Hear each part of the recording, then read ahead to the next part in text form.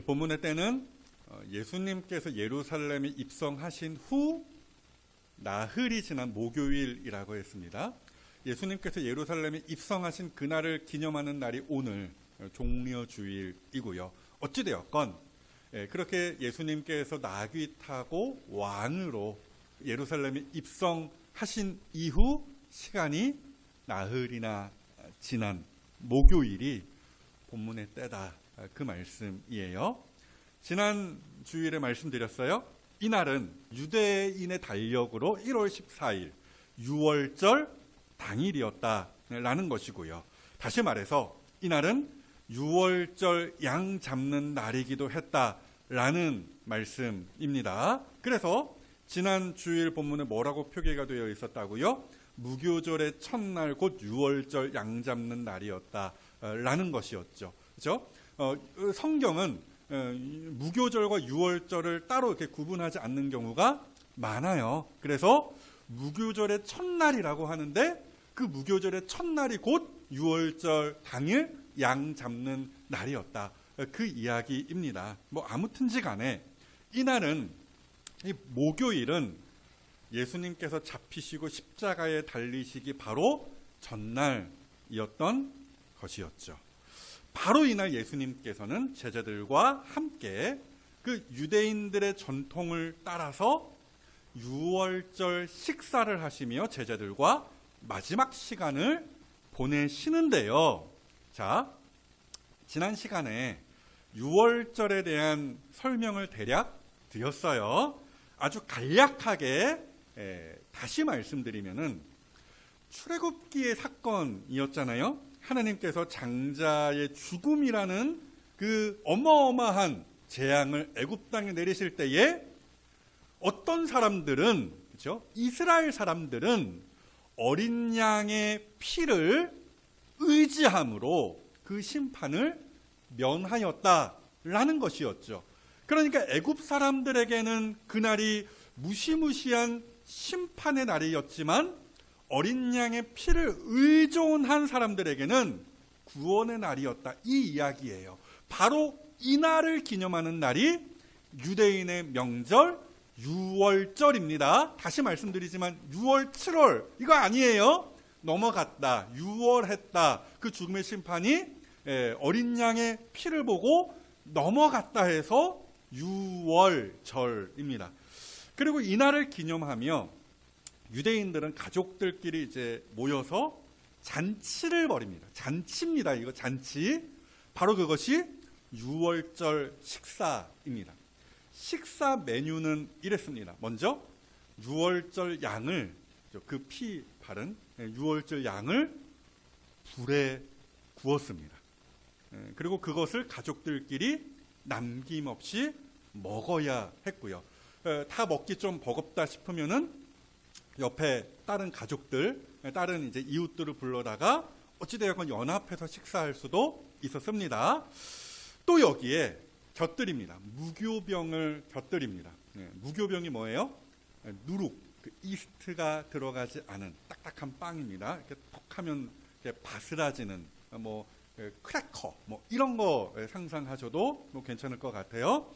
그리고 또 이 양, 고기, 그리고 무교병과 함께 쓴 나물을 먹습니다. 그리고 이렇게만 하면 목이 맥히니까 우리 그 다음 주에 이제 나눠드리겠지만 유월절 부활절 계란만 드리지 않잖아요. 그 옆에 음료도 보통 같이 드리잖아요. 그런 것처럼 유대인들은 과일과 포도주를 마십니다. 이게 유대인들의 유월절 식사 전통이었어요. 그렇죠? 나름 잔치를 이렇게 벌이는 것이었죠. 그리고 여기에는 이런 형식이 있었는데요. 식사 자리에서 가장 이제 어린 꼬마, 그렇죠? 우리식으로 따지면 사라 정도 되는 꼬맹이가 질문을 던집니다. 짜여진 각본 같은 것입니다. 이날 밤은 왜 다른 날 밤과 다릅니까? 이러면은 그 집안의 가장이 요즘식으로 이제 말하면 썰을 이제 쫙 이렇게 푸는 것이죠. 하나님이 어떻게 우리 민족을 애굽에서 구원하셨는지, 또 어떻게 하나님께서 그 가나안 땅까지 이스라엘 민족을 인도하셨는지, 이렇게 출애굽하던 날에 있었던 위대한 그 구원 사건과 하나님의 그 선하신 신실하신 인도하심에 대하여 쫙 그 밤새 가르칩니다. 이로써 그 잔치 자리에 참석한 사람들은 다시금 깨닫게 되는 것이죠. 아, 하나님은 신실하신 하나님이시구나. 아, 하나님은 구원의 하나님이시구나 라는 거예요. 이것이 오늘 본문의 배경이 되는 유월절 식사 자리가 되겠어요. 그리고 오늘 본문의 시점은 그 유월절 잔치, 그 유월절 식사가 거의 이제 마무리될 때쯤입니다. 또 오늘 본문 마가복음에는 생략이 되어 있지만 배신자 갸룻 유다는 이미 이 유월절 식사 자리를 박차고 떠나고 없는 상황이기도 했습니다. 어찌되었건 바로 이때, 그렇죠? 그 주님의 택하신 제자들만 남았을 이때 예수님께서는 그 남은 제자들과 엄숙한 예식 하나를 치르시는데요. 그것이 뭐냐? 오늘날까지 때마다 교회에서 행하는 성찬 예식입니다. 사랑하는 여러분, 오늘 우리는요, 이 본문의 말씀을 함께 살피면서 예수님께서 제정하신 그 성찬 예식이 오늘날 동일하게 우리에게 보여주고 가르치는 것이 무엇인지 배워볼까 하는 것인데요. 그래서 첫째, 성찬 예식이 우리에게 던지는 메시지가 무엇인가 한번 따라해 보십시오. 구원. 22절 말씀이죠. 그들이 먹을 때에, 그러니까 유월절 식사 그 이야기를 하는 거예요. 거의 다 이제 마무리가 될 때쯤 예수께서 떡을 가지사 축복하시고 떼어 제자들에게 주시며 이르시되 받으라, 이것은 내 몸이니라 하셨다라는 거예요. 그러니까 저기 떡이라고 되어 있는 것인데 정확하게 따지면 이제 무교병, 손대면 톡하고 터지는 그 봉서나 그거고요. 그 뭐죠? 톡하면 이제 깨지는, 그렇죠? 부수어지는 그 무교병인 것이에요. 그것을 제자들 앞에서 떼어 주시는 거예요. 받아 먹으라, 이것이 내 몸이다, 그렇게 말씀을 하신 것이죠. 여러분, 굳이 말씀드리는데 이거 예수님의 진짜 몸 아닙니다. 내 몸이다라고 이렇게 제자들에게 주신 그 떡이 예수님의 실제 몸이 되는 거 아니에요. 왜 굳이 이런 말씀을 드리냐면은 천주교에서는 그렇게 이야기하거든요. 어려운 말로 화채설, 그렇죠? 실제로 예수님의 몸이 된다라고 천주교 쪽에서는 주장을 해요. 어찌되었건 예수님께서는 지금 상징적인 언어를 사용하시는 거예요. 만약에 예수님께서 떼어주신 이 빵, 이 떡이 실제로 예수님의 몸이 되는 것이었다라고 한다면 떼어서 이제 제자들의 입에 들어가는 족족, 뭐 갑자기 예수님 손가락에 하나, 뭐 어디가 없어지고 뭐 그랬겠죠. 그래서 확실히 제가 짚고 넘어가는 것입니다. 이것은 상징입니다. 그러니까 이렇게 떼어진 빵을 통하여서 예수님께서 제자들에게 또 우리에게 어떤 특별한 메시지를 던지신다라는 말씀이에요. 그래서 그 메시지가 무엇입니까? 예수님께서 말씀하시기를 내가 많은 사람을 죄에서 구원하기 위하여 바로 이 무교병처럼, 이 빵처럼 깨어질 것이다, 찢어질 것이다, 이 말씀이에요. 그래서 저기 22절을 다시 한 번 더 보시면은 그 중간에 뭐라고 되어 있어요? 떼어라고 되어 있잖아요. 떼어. 저 떼어라는 말 헬라어로 무슨 의미냐면은 깨뜨려지다, 부수어지다 라는 뜻이에요. 실제로 이 식사를 마치시고 그 유명한 겟세마네 기도를 드리신 후에 예수님께서는 유대인들에게 잡히셨죠. 아시죠? 밤새 여기저기 끌려다니시면서 신문을 당하시고 고난을 당하신 예수님께서 그 다음 날, 이제 금요일이라는 것이죠. 오전 9시에 십자가에 달리십니다. 그렇게 실제로 주님의 그 몸이 십자가 위에서 말 그대로 깨어지고 부수어진 사건이 일어났다라는 거예요. 이것만이 아니에요. 이어서 예수님께서는 제자들과 잔을 나누시는데요. 유대인들의 유월절 식사의 전통이 그러합니다. 순서에 따라서 포도주 넉 잔, 4잔을 이렇게 마시는 것인데요. 오늘 예수님께서 제자들과 나누신 이 잔은 아마도 3번째 잔까지가 아니었을까 합니다. 마지막 4번째 잔, 그것은 그냥 안 마시고 그냥 남겨두신 걸로 보여요. 그건 이따가 말씀을 더 드릴 것이고요. 아무튼지 간에 이번에는 예수님께서 제자들에게 포도주를 따라 주시면서 말씀하시기를 23절 이하죠. 또 잔을 가지사 감사기도 하시고 그들에게 주시니 다 이를 마셨다라는 거예요. 그때 우리 주님이 이르시되 이것은 많은 사람을 위하여 흘리는 나의 피 곧 언약의 피다라고 하셨어요. 자, 당연히 이 포도주가 진짜 예수님의 피가 되는 것 아니에요. 이것 역시 상징입니다. 어떤 상징이겠어요? 본문에서 어느 정도 예수님께서 설명하셨어요. 그렇죠? 보니까 많은 사람을 위하여 흘리는 나의 피다라고 하셨죠. 자, 여러분 아시는 것처럼 이미 구약 시대 때부터 피의 제사가 있었습니다. 뭐 누가 누구를 죽이고 뭐 피의 복수국 뭐 그런 이야기가 아니라 이 피의 제사, 구약 시대 때부터 있었던 이 피의 제사라는 것, 이 희생 제사라는 것은 죄 사함을 위한 것이었죠. 아담과 하와가 하나님의 말씀을 어기는 죄를 지었을 때를 여러분 한번 떠올려 보세요. 창세기 3장 그 어간에 있는 말씀들인데요. 그때 죄 짓고서 아담과 하와가 가장 먼저 했던 일 중에 하나가 뭐였습니까? 자기의 부끄러움을 어떻게 해서든지 가려보려고 무화과 나무 잎을 엮어서 옷을 만들어 입은 것이었잖아요. 하지만 그걸로는 안 된 것이죠. 그렇죠? 그 인간의 어떤 노력과 방법으로는 인간의 자기의 죄를 해결할 수 없었던 것이었어요.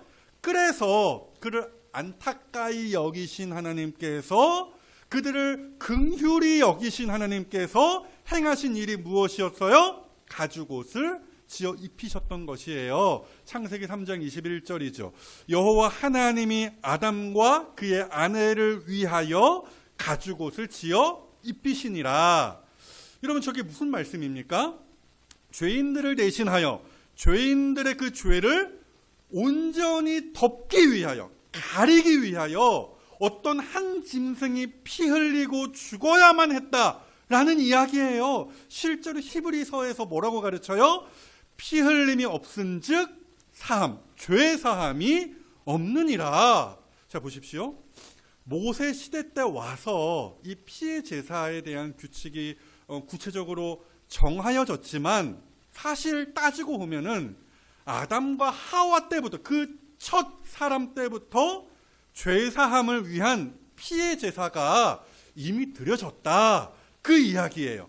그리고 그 모든 일, 그 모든 희생 제사에 관한 일들은 뭘 가리키는, 뭘 보여주는 사건이 되는 것입니까?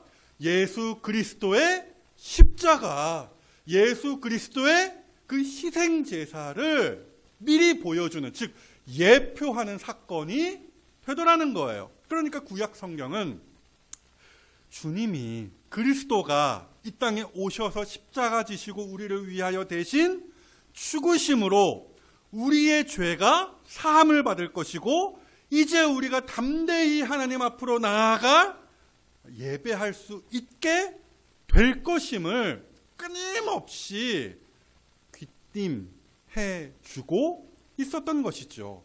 그래서 보세요. 오늘 예수님께서 잔을 나누시면서 하시는 말씀이 그거예요. 내가 너희를 위하여 죄사함의 피를 흘릴 것이다.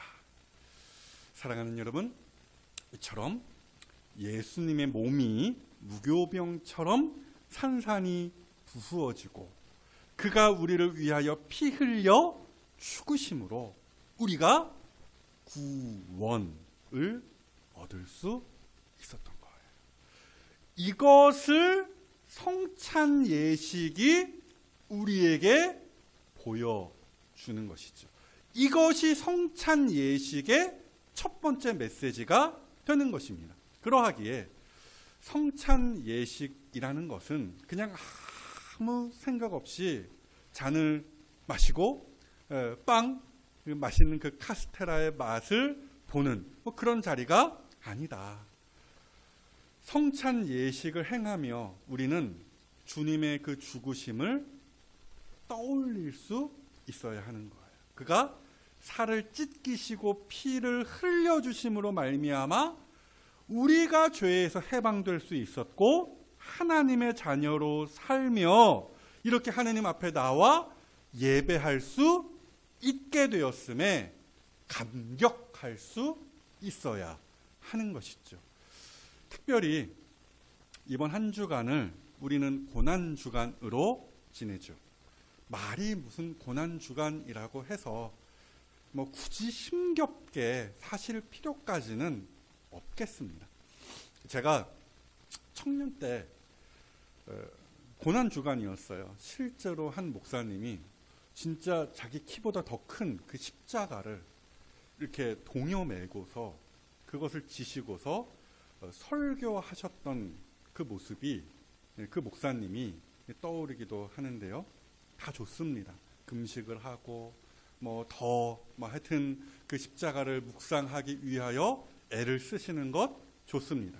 하지만 무엇보다도 이 고난주간을 맞이하며 우리가 회복해야 할 것이 무엇이겠어요? 한번 따라해 보실까요? 감격과 감사. 그렇죠? 그분이 나를 위하여 몸이 찢어지시고 피를 흘려 주셨기에 오늘 내가 여기에 있을 수 있었던 것이니까. 그래서 바라기로는 이번 한 주간 날 구원하신 주님께 감사하실 수 있는 이 뜻깊은 고난주간을 보내시는 이 자리에 성도들이 다 되시기를 먼저 주님의 이름으로 축복합니다. 여기에서 한 걸음 더 나아가서 둘째, 성찬 예식이 오늘 본문이 우리에게 던지는 메시지 또 하나 무엇일까요? 한 번 더 따라해 보시죠. 소망. 본문 25절입니다. 진실로 너희에게 이르노니 내가 포도나무에서 난 것을 하나님 나라에서 새 것으로 마시는 날까지 다시 마시지 아니하리라 하시니라.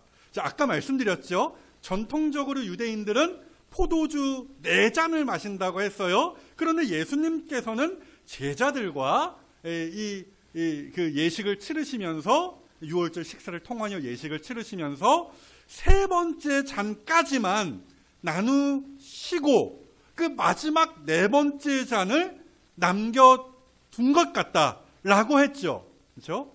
이것을 제자들이 보면서 이상하다, 왜 4번째 잔을 들지 않으시지? 했을 것 같아요. 그때에 예수님께서 하신 말씀을 저 25절로 보시면은 앞뒤가 좀 얼추 맞을 것 같습니다. 그러니까 예수님께서 지금 하시는 말씀이 뭐냐?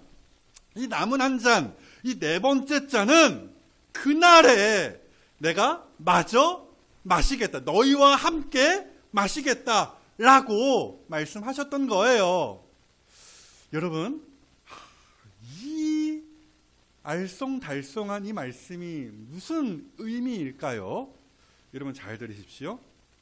이 땅에서의 유월절 잔치, 그 유월절 식사와 도무지 비교할 수 없는 그 크고 화려한 잔치가 장래에 있을 것이라.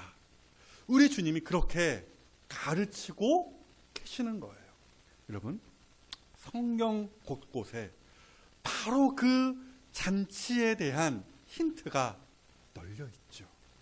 바로 그날, 어떤 날입니까?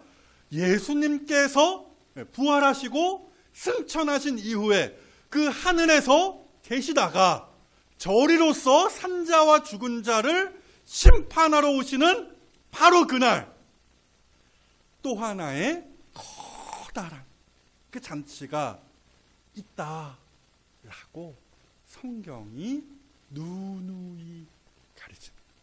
요한계시록 19장 9절 말씀이죠. 천사가 내게 말하기를 기록하라. 어린 양의 혼인잔치에 청함을 받은 자들은 복이 있도다. 말하기로는 어린 양의 그 혼인잔치에 청함을 받으신 이 자리에 성도가 다 되셨기를 주님의 이름으로 축복해요.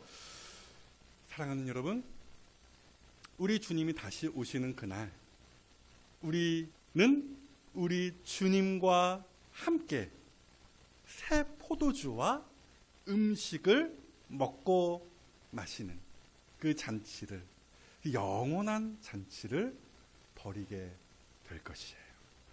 세상에서의 그 모든 서름과 고생은 끝이 나고 기쁨의 환호성을 지르며 영원한 평안을 누리게 될 것입니다. 한 번 더 따라해 보시죠. 불행 끝, 행복 시작. 그러하기에 이 성찬식을 나누며 당연히 예수님의 죽음과 고난을 떠올릴 수 있어야 돼요. 그것이 나의 죄 때문이었음을 우리가 인정하며 때로는 눈물을 흘리는 것이지요. 하지만 동시에 성찬을 나누며 소망 중에 기뻐할 수도 있어야 하는 것이에요. 왜요? 예수님의 말씀대로 영광스러운 그날, 예수님이 다시 오시는 그날, 그 마지막 남은 한 잔을 천국에서 우리 모두가 예수님과 함께 들이킬 것이기 때문입니다. 그러니까 우리는 이제 고난 주간을 지내며 주님의 십자가, 그가 우리를 위하여 당하신 고난과 죽음만 묵상하는 것이 아니죠. 그 너머에 있는 영원한 기쁨과 천국의 복락도 소망 중에 내다볼 수 있어야 하는 거예요. 여러분, 이게 비단 고난 주간 때뿐이겠습니까? 우리는 평생 사는 동안 이 소망을 품고 날로 즐거운 기대감이 넘치는 삶을 살 수 있어야 하는 것이죠. 이런 면에서 그 천국 소망, 그 잔치에 대한 소망은 산소망입니다. 산소망, 살아있는 소망이다라는 것이죠. 이 소망은 날로 커지고 생생해지는 것이다, 그 말씀이에요. 사도 베드로가 그런 표현을 썼어요. 주목해 보십시오.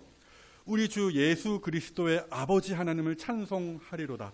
그가 많으신 긍휼대로 예수 그리스도를 죽은 자 가운데에서 부활하게 하심으로 말미암아 우리를 거듭나게 하셨고 또 산 소망이 있게 하셨다라는 거예요. 그리스도인 안에 있는 소망이라는 것은, 그 천국을 향한, 그 어린 양의 그 혼인잔치를 향한 그 소망이라는 것은 산 소망, 그렇죠? 살아있네, 그런 있잖아요. 영화의 그 대사, 그렇죠? 그런 소망이다. 베드로 사도가 그렇게 가르쳤다라는 거예요. 여러분 보세요. 살아있으면 자라나는 것이 당연한 이치잖아요. 우리가 가진 소망이 바로 그러하다라는 거예요. 그러니까 그 천국 소망이라는 것은 죽은 소망 아니다라는 거예요. 처음에는 확 막 불타올랐다가 세상의 시험과 유혹과 염려와 또 재물의 유혹에 시들시들해져 가는 것이 아니라 도리어 시간이 지나면 지날수록 나이를 먹어가면 먹어갈수록 신앙생활의 그 연륜이 쌓이면 쌓일수록 점점 더 커지는 것이다 라는 거예요. 이것이 바로 우리가 이 고난주간을 맞이하며 품어야 할 살아있는 그 생생해져 가는 소망입니다. 오늘 예수님께서 유월절 식사를 통하여서 제자들과 또 우리에게 던지시는 메시지가 바로 이런 거예요. 고난과 죽음이 끝이 아니라는 것이죠. 그 너머에 영원한 기쁨과 행복이 있다라는 거예요. 제자들에게 하시는 말씀이 바로 그런 것이죠. 비록 우리는 여기에서 잠시 헤어지지만 천국 잔치에서 다시 만나게 될 것이에요. 아마도 상상하기로는 그렇게 다 같이 손 붙잡고 노래를 불렀을 것 같아요. 안녕은 영원한 헤어짐은 아니겠지요. 저는 그런 노래를 졸업식 때나 뭐 이때마다 부를 때마다 사실은 진짜로 제 고백인데 천국 생각이 나요. 그렇죠? 우리가 뭐 죽음이든 어떤 사건을 통하여서 잠시 이제 헤어지는 것인데 안녕은 영원한 헤어짐은 아니겠지요? 다시 만나기 위한 약속일 거야. 그렇죠? 정리해 보겠습니다. 특별히 이번 한 주간을 고난 주간으로 지내며 주님이 우리를 위하여 행하신 일들을 먼저 기억하실 수 있어야 하는 거예요. 더 나아가 내 안에 과연 그 천국 잔치에 대한 소망이 살아있는지도 확인하실 수 있어야 하는 것이죠. 그래서 바라기로는 나를 위하여 찢기시고 피 흘리신 우리 주님께 감사하시는 일주일 되시고요. 장차 새 나라에서 거행될 그 어린 양의 혼인잔치를 소망하는 가운데 기쁨과 평안을 누리실 수 있는 일주일의 삶이 다 되어지시기를 우리를 위하여 찢기시고 피 흘리신 그렇게 우리를 구원하신 또 장차 오셔서 우리를 그 잔치 자리에 앉히실 살아계신 우리 주님의 이름으로 축복합니다.